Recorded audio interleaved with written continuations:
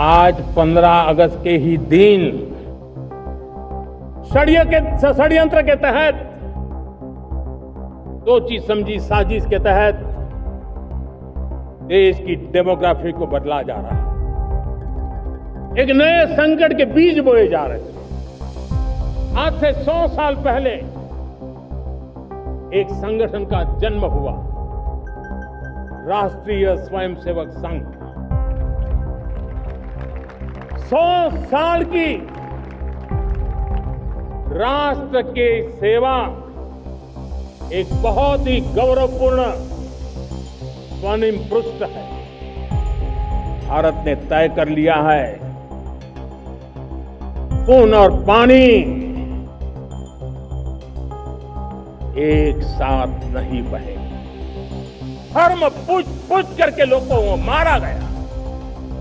सिंधु समझौते को, उस स्वरूप को दशकों तक सहा है, उस स्वरूप को आगे नहीं सहा जाएगा। इस दिवाली में आपकी डबल दिवाली का काम मैं करने वाला हूं।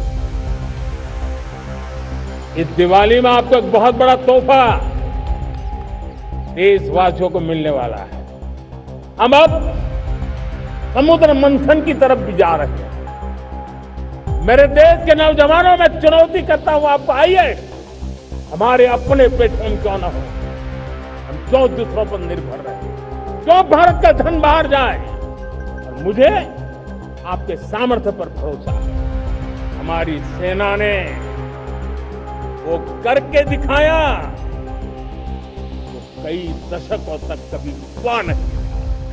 1500 से अधिक पुराने कानून तो बाबा आदम के जमाने के थे, उन सबको हमने खत्म कर दिया है। आने वाले 10 साल में 2035 तक राष्ट्र के सभी महत्वपूर्ण स्थलों, जिनमें सामरिक के साथ साथ सिविलियन क्षेत्र भी शामिल है, जैसे अस्पताल हो, रेलवे हो, जो भी आस्था के केंद्र हो, उन्हें टेक्नोलॉजी के नए प्लेटफॉर्म द्वारा पूरी तरह सुरक्षा का कवच दिया जाएगा। 2047 तक, जो कि हमने विकसित भारत का लक्ष्य तय किया है, जब देश की आजादी के 100 साल होंगे, हम परमाणु ऊर्जा क्षमता 10 गुना से भी अधिक बढ़ाने का संकल्प लेकर के आगे बढ़ रहे हैं।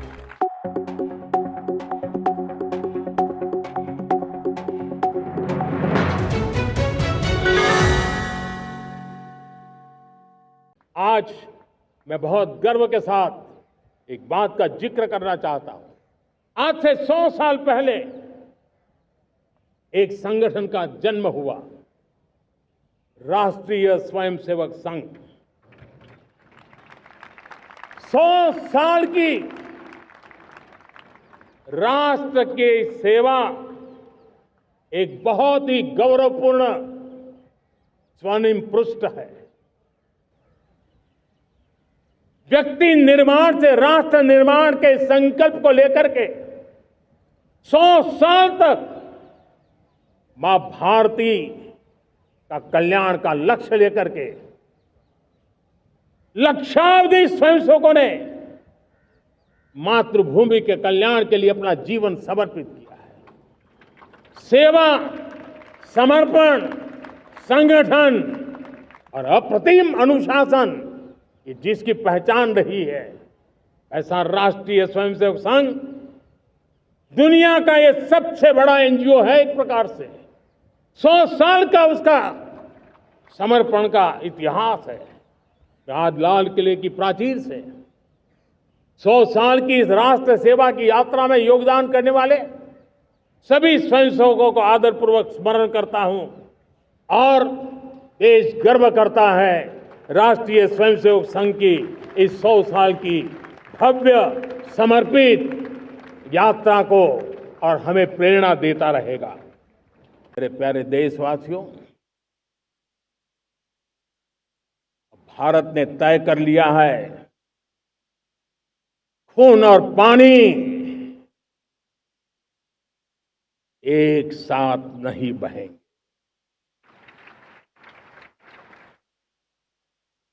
अब देशवासियों को भली भांति पता चला है कि सिंधु का समझौता कितना अन्यायपूर्ण है, कितना एक तरफा है। भारत से निकलती नदियों का पानी दुश्मनों के खेत को सींच रहा है और मेरे देश के किसान, मेरे देश की धरती पानी के बिना प्यासी है।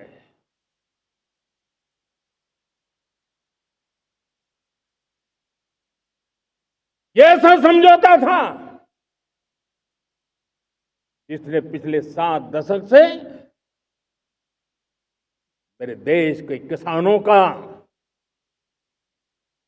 अकल्पनीय नुकसान किया है।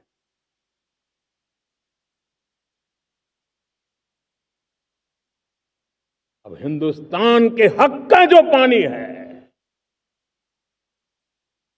उस पर अधिकार सिर्फ और सिर्फ हिंदुस्तान का है, हिंदुस्तान के किसानों का है।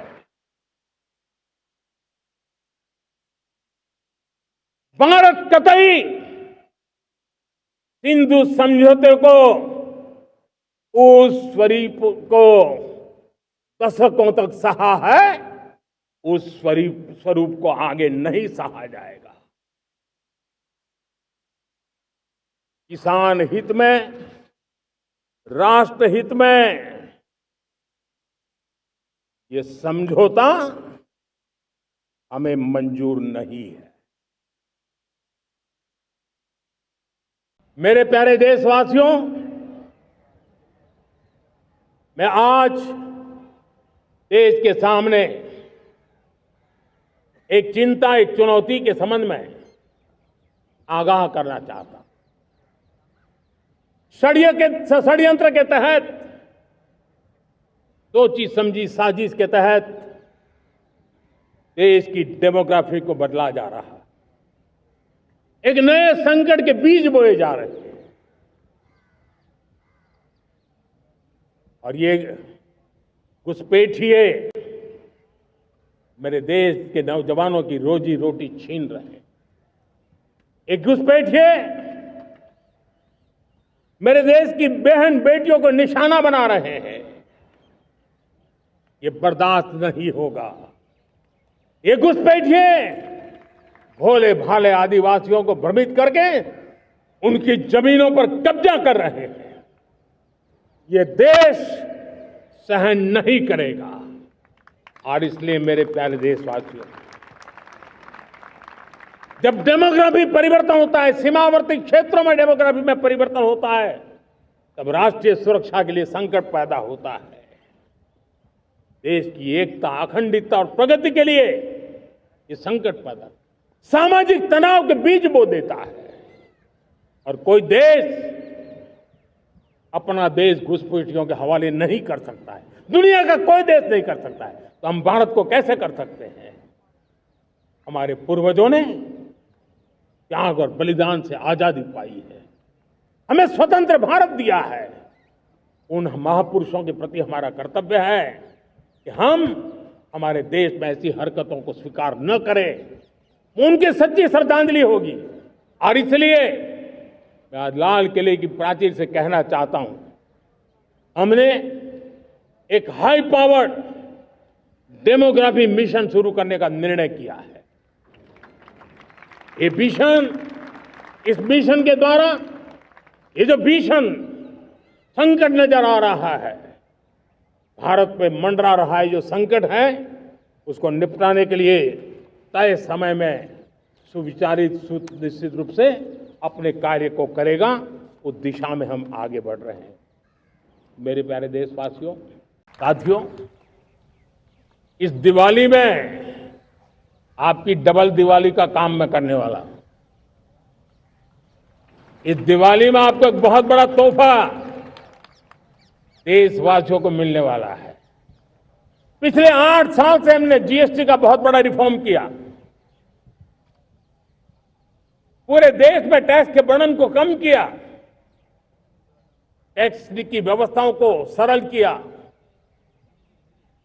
और 8 साल के बाद समय की मांग है कि हम एक बार उसको रिव्यू करें। हमने एक हाई पावर कमेटी को बिठा करके रिव्यू शुरू किया, राज्यों से भी विचार विमर्श किया और मेरे प्यारे देशवासियों, हम नेक्स्ट जनरेशन जीएसटी रिफॉर्म्स लेकर के आ रहे हैं।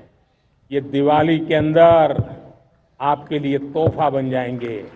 सामान्य मानवीय की जरूरतों के टैक्स भारी मात्रा में कम कर दिए जाएंगे। बहुत बड़ी सुविधा बढ़ेगी। हमारे एमएसएमई, हमारे लघु उद्यमी, इनको बहुत बड़ा लाभ मिलेगा। रोजमर्रा की चीजें बहुत सस्ती हो जाएगी और उससे इकोनॉमी को भी एक नया बल मिलने वाला है। देश को विकसित बनाने के लिए हम अब समुद्र मंथन की तरफ भी जा रहे हैं। हमारे समुद्र के मंथन को आगे बढ़ाते हुए हम समुद्र के भीतर के तेल के भंडार, गैस के भंडार, उसको खोजने की दिशा में एक मिशन मोड में काम करना चाहते हैं और इसलिए भारत ने national deep water exploration mission शुरू करने जा रहा है। ये ऊर्जा इंडिपेंडेंट बनने के लिए ये हमारी महत्वपूर्ण घोषणा है। मेरे प्यारे देशवासियों, आज पूरा विश्व क्रिटिकल मिनरल को लेकर के बहुत ही सतर्क हो गया है। उसके सामर्थ्य को लोग भली भांति समझने लगे हैं। कल तक जिस तरफ ज्यादा ध्यान नहीं था, वो आज सेंटर स्टेज पे है। हमारे लिए भी क्रिटिकल मिनरल्स में आत्मनिर्भरता बहुत अनिवार्य है। एनर्जी का सेक्टर हो, इंडस्ट्री का सेक्टर हो, रक्षा क्षेत्र हो, टेक्नोलॉजी के हर क्षेत्र हो, आज क्रिटिकल मिनरल्स की टेक्नोलॉजी के अंदर बहुत अहम भूमिका है और इसलिए नेशनल क्रिटिकल मिशन हमने लॉन्च किया है। 1200 से अधिक स्थानों पर खोज का अभियान चल रहा है और हम क्रिटिकल मिनरल में भी आत्मनिर्भर बनने की दिशा में आगे बढ़ रहे हैं। हम फार्मा ऑफ द वर्ल्ड माने जाते हैं।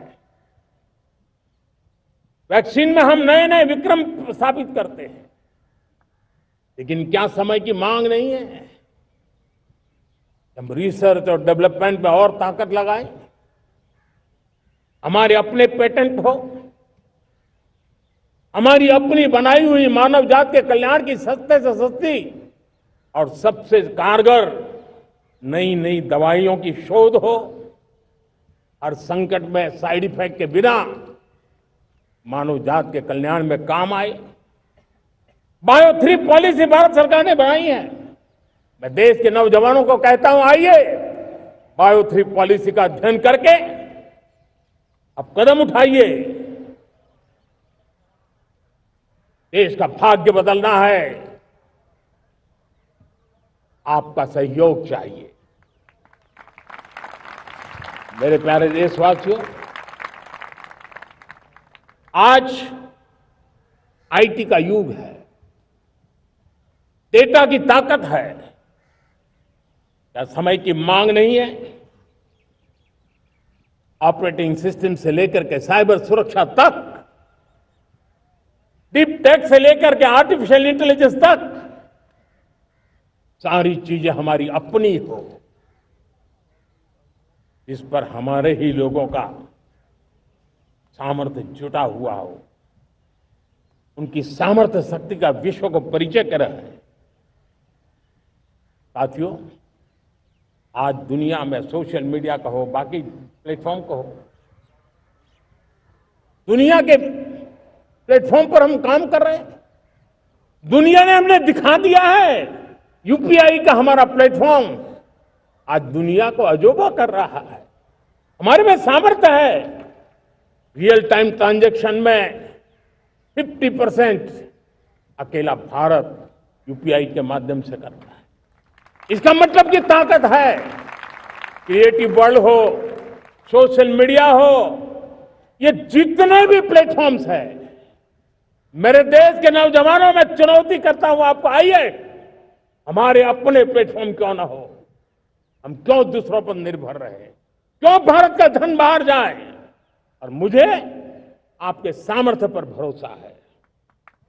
मेरे प्यारे देशवासी, जैसे ऊर्जा के क्षेत्र में हम डिपेंडेंट हैं, वैसा ही देश का दुर्भाग्य है कि फर्टिलाइजर, उसमें भी हमें दुनिया पर निर्भर रहना पड़ता है। मेरे देश के किसान भी फर्टिलाइजर का सही उपयोग कर करके धरती माता की सेवा कर सकते हैं। अनाप शनाप उपयोग से भी धरती मां को बहुत नुकसान पहुंचा रहे हैं।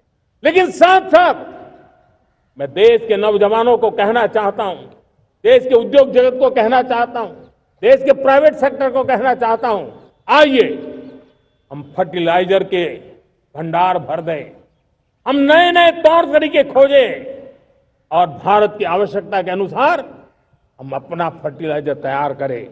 हम औरों पर निर्भर न रहे। आज मुझे लाल किले की प्राचीर से ऑपरेशन सिंदूर के वीर जाबाजों को सैल्यूट करने का अवसर मिला है।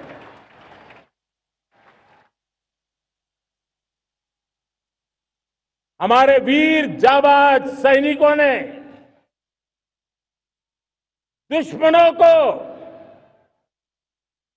उनकी कल्पना से परे सजा दी है।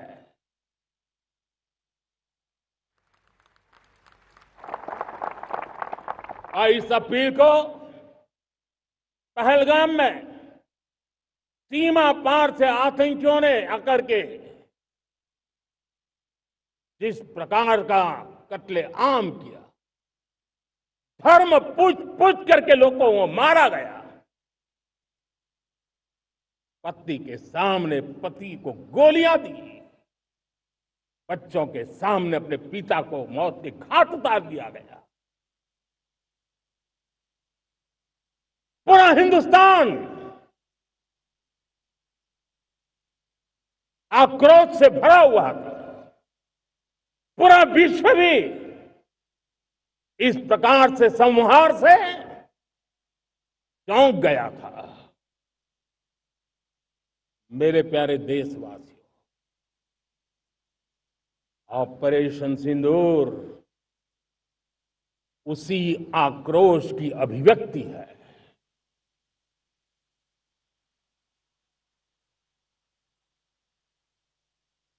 22 तारीख के बाद हमने हमारे सेना को खुली छूट दे दी। रणनीति वो तय करे, लक्ष्य वो तय करे, समय भी वो चुने, और हमारी सेना ने वो करके दिखाया जो कई दशकों तक कभी हुआ नहीं था। सैकड़ों किलोमीटर दुश्मन की धरती पर घुस करके आतंकी हेडक्वार्टर्स को मिट्टी में मिला दिया, आतंकी इमारतों को खंडहर बना दिया।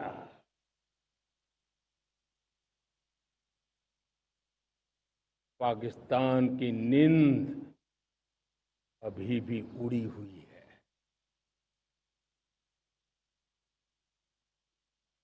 पाकिस्तान में हुई तबाही इतनी बड़ी है कि रोज नए नए खुलासे हो रहे हैं, नई नई जानकारियां आ रही हैं। मेरे प्यारे देशवासियों, हमारा देश कई दशकों से आतंक को झेलता आया हुआ है। देश के सीने को छलनी कर दिया गया है। अब हमने एक न्यू नॉर्मल प्रस्थापित किया। आतंक को और आतंकी को पालने पोसने वालों को, आतंकियों को ताकत देने वालों को अब हम अलग अलग नहीं मानेंगे।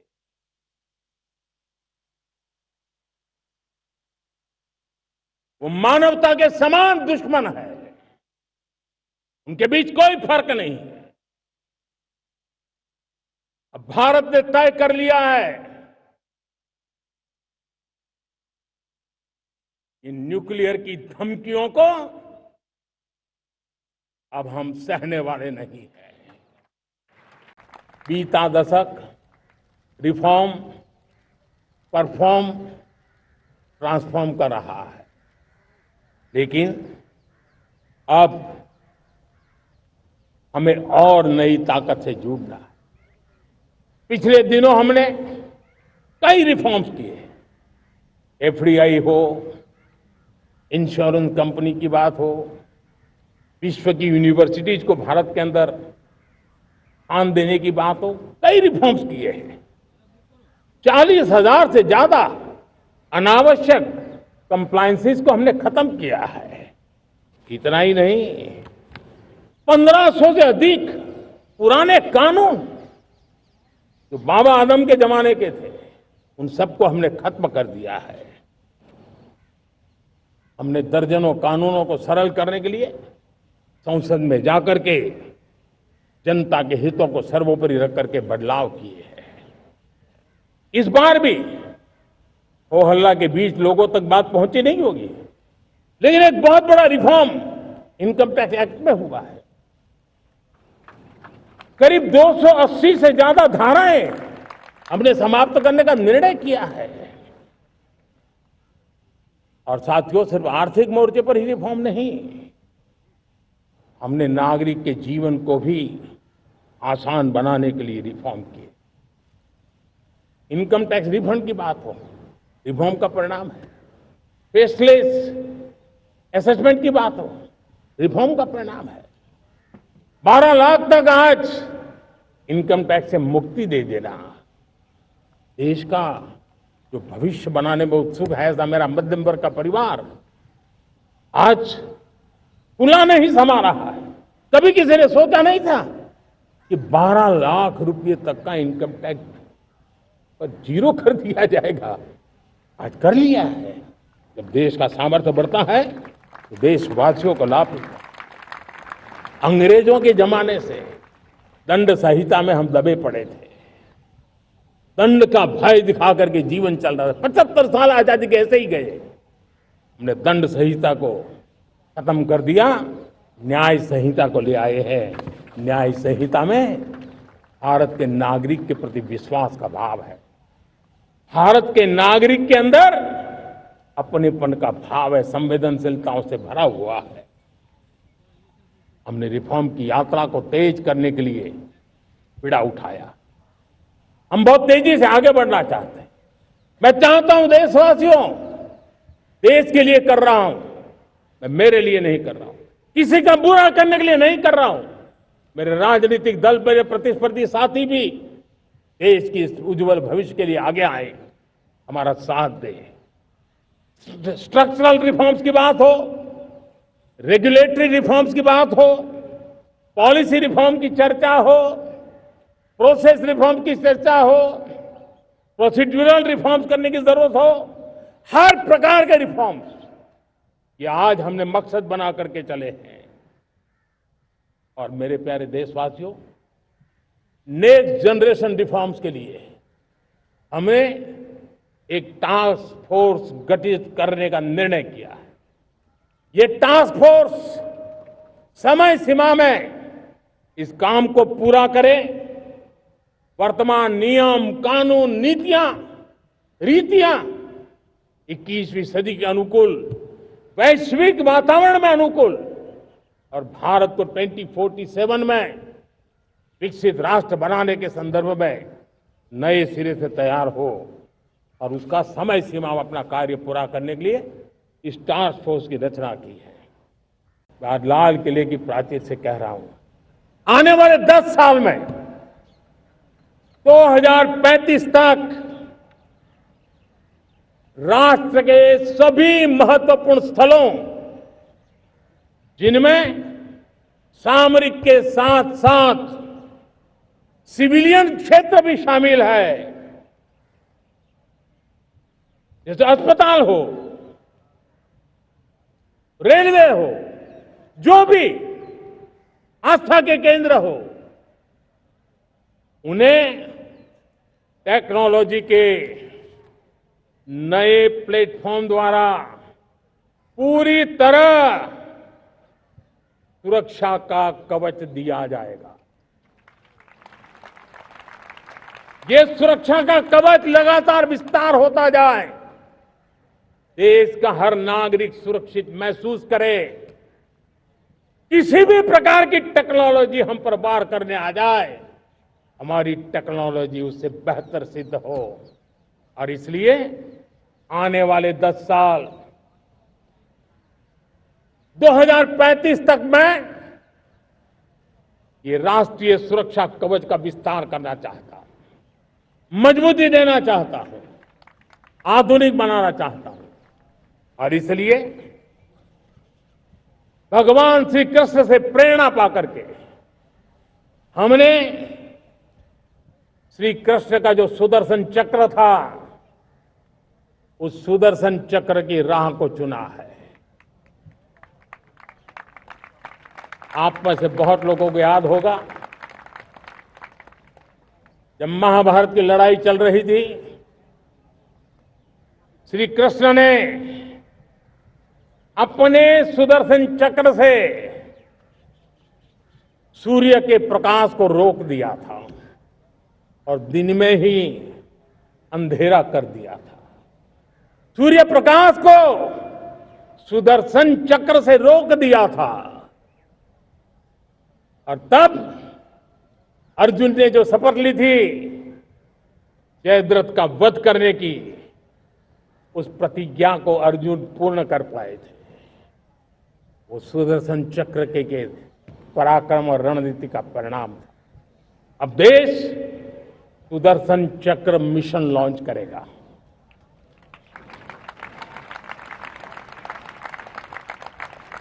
ये मिशन सुदर्शन चक्र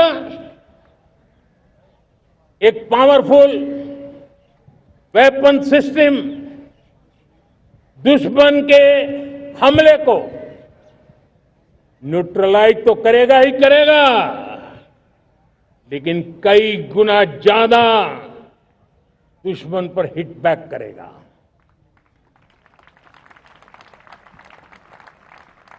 हमने भारत के इस मिशन सुदर्शन चक्र के लिए कुछ मूलभूत बातें भी तय की है। आने वाले 10 सालों में हम उसको प्रखरता से आगे बढ़ाना चाहते हैं। एक तो ये पूरी आधुनिक सिस्टम, इसके लिए रिसर्च, डेवलपमेंट, उसकी मैन्युफैक्चरिंग हमारे देश में ही हो, हमारे देश के नौजवानों के टैलेंट से हो, हमारे देश के लोगों के द्वारा बनी। दूसरा, एक ऐसी व्यवस्था होगी जो वॉरफेयर के हिसाब से भविष्य में क्या क्या संभावनाएं हैं, उसका हिसाब किताब लगा करके +1 की स्ट्रेटेजी वर्कआउट करेगी। और तीसरा, सुदर्शन चक्र की एक ताकत थी, वो बहुत ही प्रिसाइज, जहां जाना था वहीं जाता था और वापस श्री कृष्ण के पास लौट के आता था। हम इस सुदर्शन चक्र के द्वारा भी टारगेटेड प्रिसाइज एक्शन के लिए भी व्यवस्था को विकसित करने की दिशा में आगे बढ़ेंगे। और इसलिए युद्ध के बदलते तौर तरीकों में राष्ट्र की सुरक्षा, नागरिकों की सुरक्षा के लिए मैं बड़े प्रतिबद्धता के साथ इस कार्य को आगे बढ़ाने के लिए वचन देता हूं। एनर्जी के लिए बहुत सारे देशों पर डिपेंडेंट है। पेट्रोल हो, डीजल हो, गैस हो, लाखों करोड़ रुपए हमें खर्च करके लाना पड़ता है। हमें इस संकट से देश को आत्मनिर्भर बनाना, ऊर्जा में आत्मनिर्भर बनाना बहुत जरूरी है।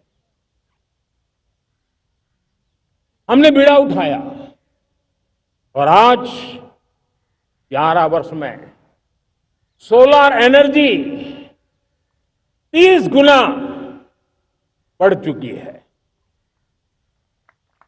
हम नए नए डैम बना रहे हैं ताकि हाइड्रो का विस्तार हो और हमें क्लीन एनर्जी की उपलब्ध हो। भारत मिशन ग्रीन हाइड्रोजन लेकर के आज हजारों करोड़ रुपए इन्वेस्ट कर रहा है।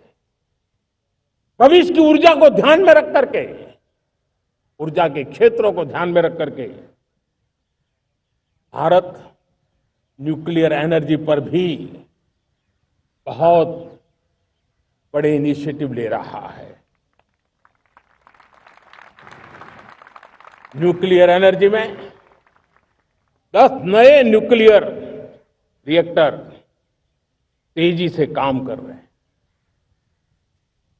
2047 तक, जो कि हमने विकसित भारत का लक्ष्य तय किया है, जब देश की आजादी के 100 साल होंगे, हम परमाणु ऊर्जा क्षमता 10 गुना से भी अधिक बढ़ाने का संकल्प लेकर के आगे बढ़ रहे हैं। आज 15 अगस्त के ही दिन मेरे देश के युवाओं के लिए 1 लाख करोड़ रुपए की योजना हम चालू कर रहे हैं, लागू कर रहे हैं। आज से प्रधानमंत्री विकसित भारत रोजगार योजना आज ही 15 अगस्त को लागू हो रही है। ये आपके लिए बहुत खुशखबरी है। इस योजना के तहत निजी क्षेत्र में पहली नौकरी पाने वाले नौजवान को, बेटे बेटी को 15,000 रुपया सरकार की तरफ से दिए जाएंगे। कंपनियों को भी नए रोजगार देने के अवसर जो भी ज्यादा जुटाएगा, उनको भी प्रोत्साहन राशि दी जाएगी। प्रधानमंत्री विकसित भारत रोजगार योजना करीब करीब 3.5 करोड़ नौजवानों को रोजगार के नए अवसर बनाएगी। मैं सभी नौजवानों को इसके लिए बहुत बहुत बधाई देता हूं।